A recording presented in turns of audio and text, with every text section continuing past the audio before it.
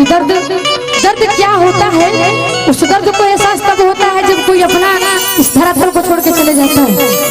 तो हम चाहेंगे उस चीज को आपके सामने उस शौक अवसर पे आए हैं तो रखना चाह रहे हैं, आप सुनिएगा उसको।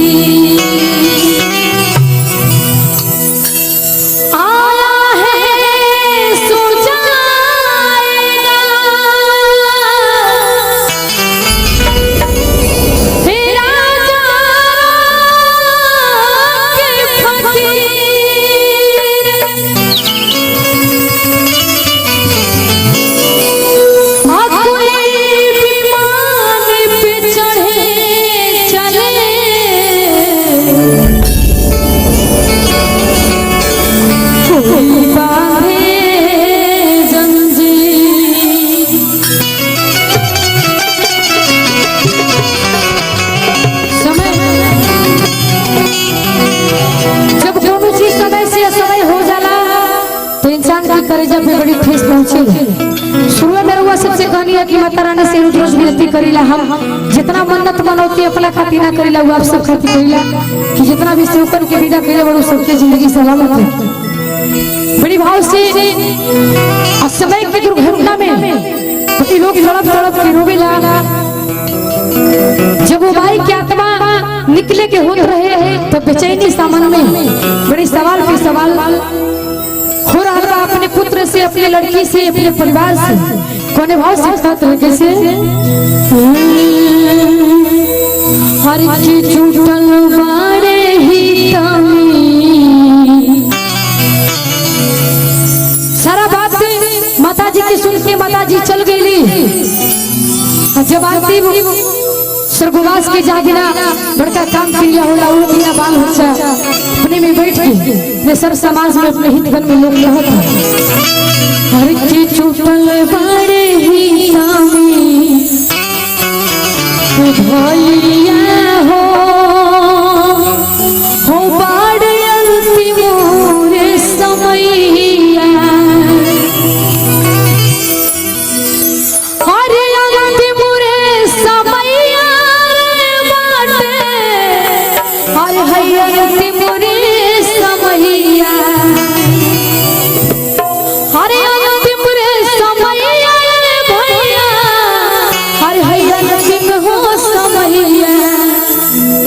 जूतल बाड़ ही तामीता भैया हो बाड़ मुझे समैया जूतल बाड़ ही तामीता भैया हो बाड़ मुझे समैया।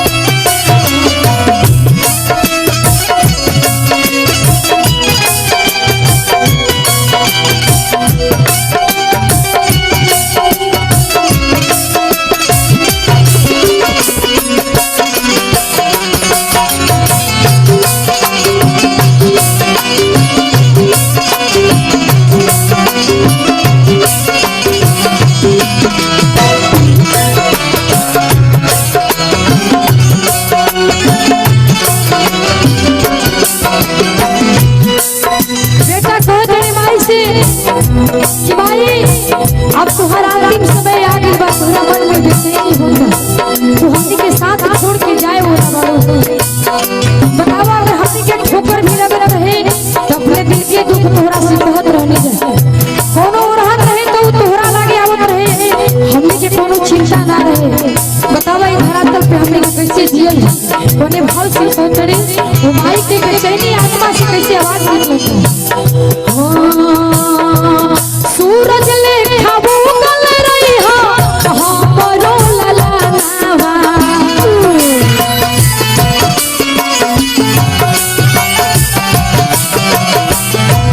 गह गह करे तोरो धारावाया गानावा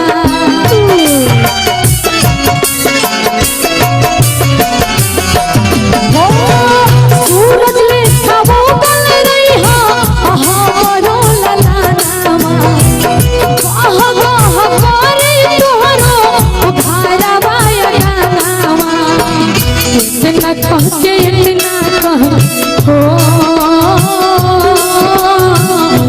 इतना कह के चल देली मैया हो काटयल में मुक्ते समैया इतना कह के चल देली मैया हो काटयल में मुक्ते समैया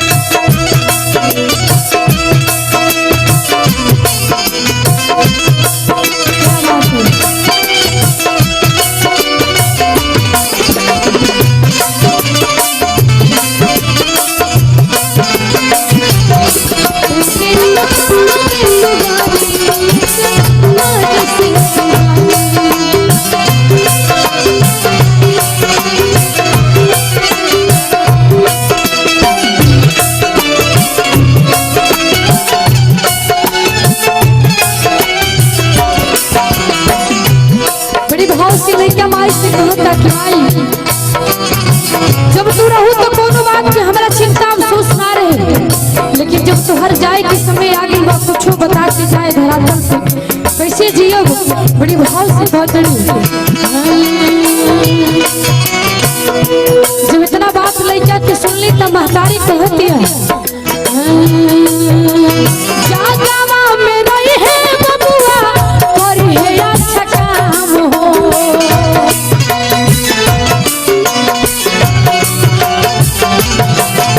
दुनिया में हो जाई अमर तो हर नाम हो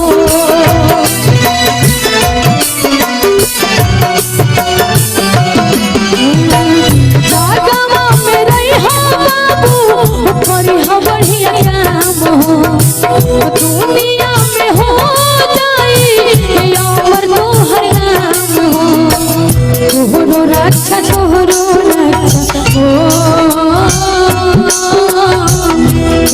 रक्षा करी है दुर्गा मैया हो। कहल जाला कि जकर धरातल पे कोई ना होला तो वे कहेला कि माई की कृपा से हमरे सब कोई बा।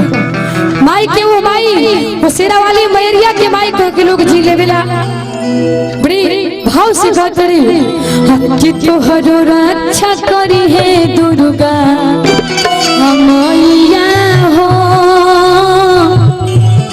बाटे मोरे बिदैया सुतल बाड़े ही कामी का भैया हो बाटे मोरे बिदैया अंतिम रे बिदैया भैया अंतिम रे बिदैया अंतिम रे बिदैया भैया अंतिम रे बिदैया सुतल बाड़े ही कामी का भैया हो बाटे अंतिम रे बिदैया सुतल बाड़े ही कामी का भैया हो बाटे अंतिम रे बिदैया सुतल बाड़े ही कामी का भैया हो बाटे अंतिम रे बिदैया सुतल बाड़े ही कामी का भैया हो बाटे अंतिम रे बिदैया हरि जुटल बाड़े ही तामी भैया हो बाड़े अंतिम रे बिदैया। वेलकम।